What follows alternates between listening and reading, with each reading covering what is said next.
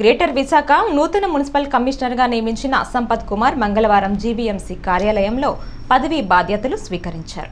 కమిషనర్కు GVMC అధికారులు పుష్పగుచ్చాలతో స్వాగతం పలికారు. ఎన్టీఆర్ జిల్లా జాయింట్ కలెక్టర్గా పనిచేసిన సంపత్ కుమార్ని ప్రభుత్వం తాజా బదిలీలో గ్రేటర్ విశాఖ కమిషనర్గా నియమించారు. ఈ సందర్భంగా ఆయన మాట్లాడుతూ విశాఖ నగర అభివృద్ధికి కృషి చేస్తారని తెలిపారు.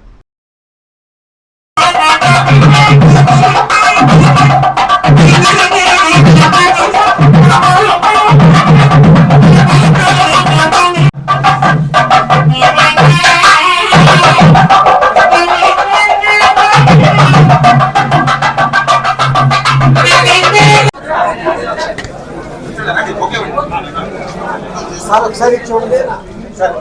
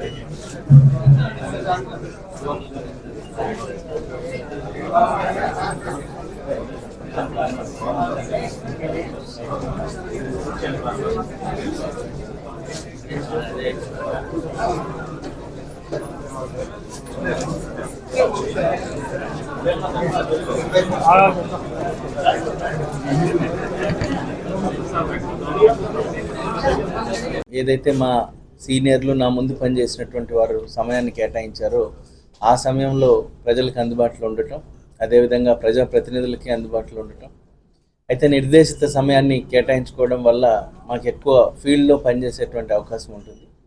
అదేవిధంగా సిబ్బంది కూడా ఒక నిర్ణీతమైనటువంటి టైం ఇవ్వటం, ఎందుకు రోజు గ్రీవెన్సెస్ అన్నీ వస్తూ ఉంటారు. అలా కాకుండా ఒక నెలలో ఒక 2 రోజుల్లో 3 రోజుల్లో వాటిని కంప్లీట్గా వాళ్ళకే టైం కేటాయించి అప్పటికప్పుడు వాళ్ళ సమస్యలు ఏమైనా పరిష్కరించేటువంటి అవకాశం ఉంటే ఆ సమస్యల్ని పరిష్కరించే విధంగా ఒక ప్రణాళిక చేసుకోవడం జరుగుతుంది.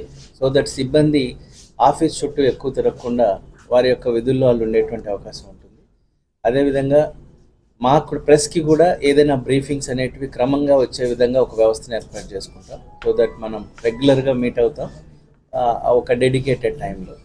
సో దట్ అన్నెసరీ మనకు నా కోసం మీరు వెయిట్ చేయకుండా, మీకోసం నేను వెయిట్ చేయకుండా ఉండే విధంగా ఒక వ్యవస్థను ఏర్పాటు చేసుకుని ఒక క్రమశిక్షణతో ముందుకెళ్ళేటువంటి ప్రయత్నం చేస్తాం. ఏవైనా ఉన్నట్లయితే ఫీడ్బ్యాక్ మెకానిజంని మీ వైపు నుంచి తీసుకోవడానికి ప్రయత్నం చేస్తాం.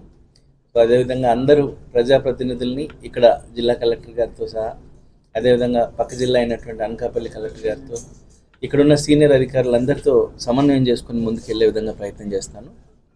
ఈ అవకాశం ఇచ్చినటువంటి గౌరవ ముఖ్యమంత్రి గారికి మరొకసారి ధన్యవాదాలు తెలియజేసుకుంటూ ముగిస్తున్నాను. Thank you.